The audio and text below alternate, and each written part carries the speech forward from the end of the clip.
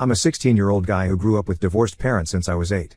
My parents' split wasn't too dramatic compared to other divorces I heard about. They managed to keep things pretty civil and never used me as a pawn in their arguments. Back then, they had agreed to joint custody, so I spent equal time at both houses. My dad lived just 20 minutes away, which made the arrangement work well. My early childhood memories are actually quite pleasant. Even after the divorce, both my parents made efforts to attend my school events and sports games. They would sit separately but always showed up to support me. My mom was a kindergarten teacher and my dad worked in construction. They weren't rich but made enough to give me a comfortable life. Everything changed when my mom met Derek 5 years ago at a school where she was teaching. He was a parent of one of her students and asked her out after his kid moved to a different class. Derek seemed decent at first. He had a good job as an investment banker, dressed well, and appeared to genuinely care about my mom. He made her laugh in ways I hadn't seen since before the divorce. They dated for about 8 months before getting married. The wedding was small but nice. Derek gave a speech about how excited he was to not just gain a wife but also a son. Looking back now, those words feel so fake. My dad was hesitant about Derek at first but tried to be supportive for my sake. He told me later that something about Derek felt off to him, but he couldn't put his finger on what. Within a year of their marriage, my mom got pregnant with my sister Emma. I was actually really excited about being a big brother. When Emma was born, I helped change diapers, feed her, and would spend hours just making her laugh. A year later, they had my brother Lucas.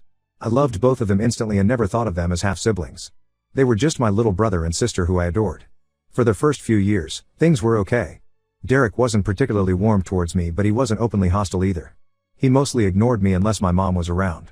Then about a year ago, his behavior started changing drastically. It began with small comments here and there about my appearance or hobbies. If I wore ripped jeans, he'd make remarks about how I looked like a homeless person. When I played video games, he'd constantly talk about how I was wasting my life and would end up a loser. He criticized everything from my haircut to my taste in music. These comments always came when my mom wasn't within earshot. What made it worse was how he'd act completely different when others were around. In front of my mom or guests, he'd put his arm around me and talk about father-son bonding.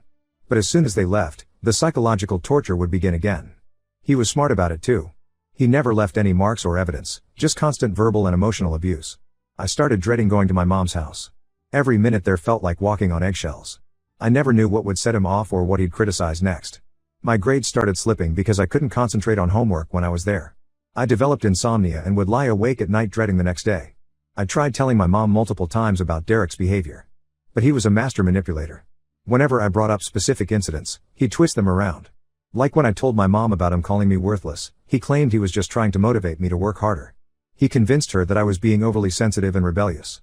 The breaking point came when Derek started suggesting I was a bad influence on my siblings. He told my mom that my attitude problems might affect Emma and Lucas negatively. He even claimed he caught me teaching Lucas bad words, which was completely false. I would never do anything to harm my siblings. If anything, they were the only bright spot in that house. One particularly bad night, Derek went on a rant about how ungrateful I was. He said my mom should have left me with my dad completely since I was just causing problems in their perfect family. When I started crying, he mocked me for being weak. That night I called my dad sobbing and told him everything. My dad was furious. He wanted to confront Derek immediately, but I begged him not to make things worse. Instead, he offered to let me live with him full time. I was hesitant at first because of my siblings. But after another month of Derek's abuse, I couldn't take it anymore. I warned my mom several times that if things didn't change, I would move out. Derek just smirked when I said this, probably thinking I was bluffing. My mom kept making excuses for him, saying he was just stressed at work or that we needed family counseling. But I knew counseling wouldn't fix someone who didn't think they had a problem. A month ago, I packed all my stuff while Derek was at work and moved to my dad's. My mom cried and pleaded with me to stay, promising things would get better. But I couldn't believe her anymore. She had chosen Derek over me too many times. Living with my dad has been like finally being able to breathe again. My anxiety has decreased significantly, I'm sleeping better, and my grades are improving. My dad gives me space when I need it but is always there to talk. He even helped me set up a proper gaming corner in my room, something Derek always complained about. The only thing breaking my heart is my siblings. Emma and Lucas don't understand why their big brother isn't around anymore. When I visited last week, Emma wrapped her arms around my legs and wouldn't let go. Lucas just kept asking when I was coming home. My mom sends me daily updates about how much they miss me. Yesterday my mom called saying Derek feels terrible about everything and wants me to come back. She said he's realized his mistakes and promises things will be different. But I don't trust him. I think he's just worried about how it looks to others that his stepson chose to leave. My dad says I should trust my gut and reminds me that abusers often promise to change when they lose control. I know my siblings are suffering because of my choice. My mom sent me a video of Emma crying at bedtime asking for me. Lucas apparently carries around a picture of us and shows it to everyone saying his big brother is coming home soon. It absolutely kills me that I can't be there for them, but I also know I can't sacrifice my mental health by going back. Am I the asshole for choosing my own well-being over being there for my siblings? Update 1. After my last post, I got overwhelmed with supportive messages telling me I wasn't wrong for choosing my mental health. Many suggested finding ways to maintain a relationship with my siblings without being around Derek. I spent several days thinking about how to make this work and came up with a plan. I talked to my mom and suggested a schedule where I could be involved in my siblings' lives from a safe distance. She seemed relieved that I wanted to stay connected with Emma and Lucas, so she agreed to my proposals. We set up a routine where I would video call them every other day around bedtime to read stories. Emma particularly loved when I did different voices for characters, and Lucas would always ask to see the pictures in the books up close. I also arranged to pick them up from daycare once a week. The plan was that I would take them to the park or library for a few hours before dropping them back home. I specifically chose times when Derek would be at work, and my mom agreed to this arrangement. For the first 2 weeks, everything went smoothly. My siblings were excited about our new routine, and I felt good about finding a way to be present in their lives. The video calls became something we all looked forward to. Emma would tell me about her day at preschool, showing me her drawings and the new words she learned. Lucas, despite being only 3, would try to read along with me, mostly just repeating the last word of each sentence. It wasn't the same as being there in person, but it was better than nothing. Our park visits were even better. I would help Emma on the swings while Lucas played in the sandbox. We would get ice cream from the truck that always parked nearby, and they would tell me all about their week. Sometimes we would go to the library instead, where I would help Emma pick out books, and Lucas would play with the wooden train set they had there. But last week, everything fell apart. I was at the park with Emma and Lucas, pushing them on the swings, when I saw Derek's car pull into the parking lot. My heart started racing immediately. He walked over with this fake smile plastered on his face, acting like running into us was some happy coincidence. But I knew better. This was planned. Derek started playing the role of caring stepdad perfectly. He suggested we all go get ice cream together, tried to join in our games, and kept making comments about how nice it was to have family time. When I refused to engage with him, his nice guy act started slipping. His smile became more forced, and his eyes got that cold look I remembered so well. When I said we needed to leave, Derek's mask completely dropped.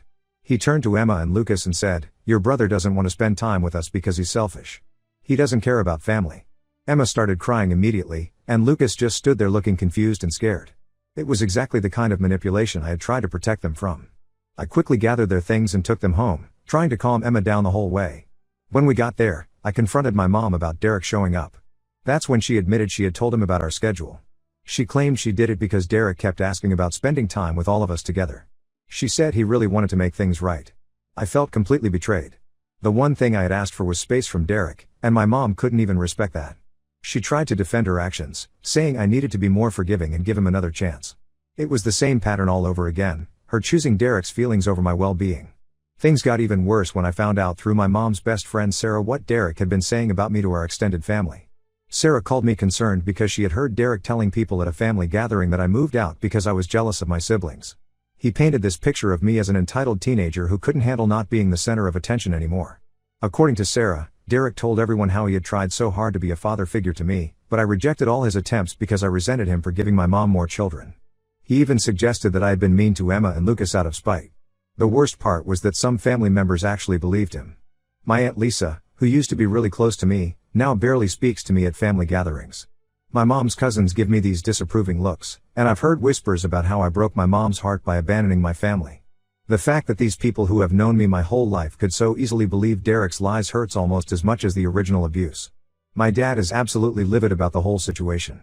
When he heard about Derek ambushing us at the park and spreading lies, he wanted to go confront him directly. I had to beg him not to make things worse.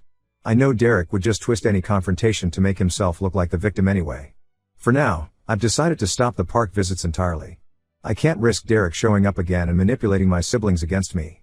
I'm still doing the video calls, but only when I know for certain he's at work. My mom keeps trying to convince me to resume our outings, promising Derek won't interfere again, but I don't believe her anymore. Emma cried when I told her we couldn't go to the park anymore, and Lucas doesn't understand why we only talk through the computer now. It breaks my heart, but I have to protect myself. I just hope that someday they'll understand why their big brother had to keep his distance. Update 2. I didn't expect to be posting another update so soon, but something happened that completely validated all my fears about Derek. My 13-year-old cousin Jack reached out to me last week through social media. Jack often spends time at my mom's house because his parents both work late, and my mom offered to watch him after school. Jack and I were always close despite the age gap. We both love video games and would often play together when I still lived at my mom's. Derek never seemed to have an issue with Jack before, but apparently that changed after I left. In his message, Jack told me that Derek started treating him similarly to how he treated me. It began with the same pattern: subtle digs when no one else was around, constant criticism of his hobbies, and comments about him being lazy or worthless. Jack said Derek would act completely different when my mom or his parents were present, just like he did with me. What made this situation different was that Jack was smarter than I had been. He started secretly recording Derek on his phone whenever he was alone with him. The recordings he sent me made my blood run cold. I heard Derek telling Jack he was pathetic, that no one really liked him, and that he was just a burden on everyone. In one recording, Derek mocked Jack for crying, calling him a baby just like he used to call me. Hearing those recordings brought back all the anxiety and trauma I experienced. I had panic attacks 2 nights in a row after listening to them. But they also validated everything I had been saying. I wasn't crazy or oversensitive like Derek made me feel. His abuse was real, and now I had proof. I showed the recordings to my dad, and we decided that my mom needed to hear them.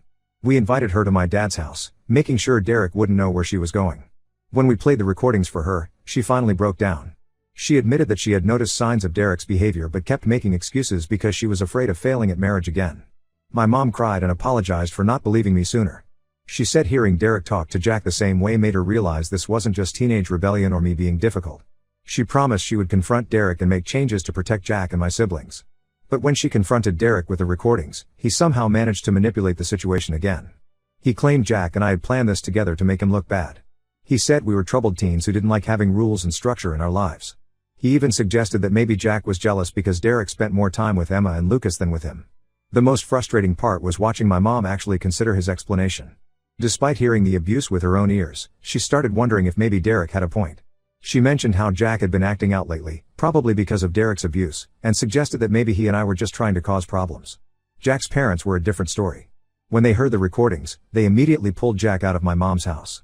They were furious that their son had been subjected to emotional abuse while under my mom's care. They also finally understood why I had left and apologized for believing Derek's lies about me. This whole situation has caused a huge rift in our extended family. Some relatives still believe Derek's version of events, while others are now seeing him for who he really is. My Aunt Lisa, who had been cold to me before, called to apologize after hearing about Jack's experience. She said she should have known better than to believe Derek's stories about me. Yesterday, my mom tried calling me to say that Derek wants family counseling. He apparently suggested that Jack and I attend sessions with him to work through our issues. I refused immediately. I know it's just another attempt at manipulation, another way for him to control the narrative and make himself look like the caring parent trying to fix things. The hardest part is knowing that my siblings are still in that house with him. Emma and Lucas are too young to record or report any mistreatment. I worry about how Derek might treat them as they get older, especially if they start showing any signs of defiance like Jack and I did. I've tried talking to my dad about getting full custody of my siblings, but he explained that it would be nearly impossible since Derek hasn't left any physical marks and my mom would have to agree to it. For now, all I can do is maintain my distance and be there for them through our video calls. At least now I know for certain that I'm not crazy. Derek is the problem, and I'm glad I got out when I did. Update 3: After everything that happened with Jack, I made the difficult decision to completely cut contact with my mom's household except for video calls with my siblings. The decision wasn't easy, but seeing how Derek managed to manipulate even recorded evidence of his abuse made me realize nothing would ever change. My dad helped me establish firm boundaries. He now handles all communication with my mom regarding my siblings. We set up specific times for video calls, and my dad makes sure Derek isn't around during these calls. My mom tried arguing against this arrangement at first, but after my dad threatened to get lawyers involved, she agreed. Jack's situation actually caused a ripple effect in our family. His parents shared the recordings with other family members, which led to more people finally seeing through Derek's manipulation. My Aunt Lisa and her husband stopped attending family events at my mom's house. Several cousins who used to hang out there regularly stopped coming over.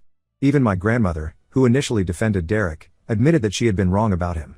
The isolation seems to be affecting Derek's behavior. My mom's best friend Sarah told me that he's become more controlling at home. He monitors my mom's phone calls and questions her whenever she goes out. Sarah thinks my mom is afraid to leave him but won't admit it. She said my mom has been looking tired and anxious lately. Derek still tries to maintain his perfect stepfather image to outsiders. He posts family photos on social media, showing him playing with Emma and Lucas, captioning them with things like "family is everything" or "blessed to be their dad." It makes me sick knowing the truth behind those smiling photos. Emma and Lucas have started showing signs of stress too. During our video calls, Emma sometimes mentions that Daddy Derek gets angry a lot. Lucas has become quieter, Nothing like the chatty 3-year-old he used to be. I've documented everything they tell me, just in case it's needed someday.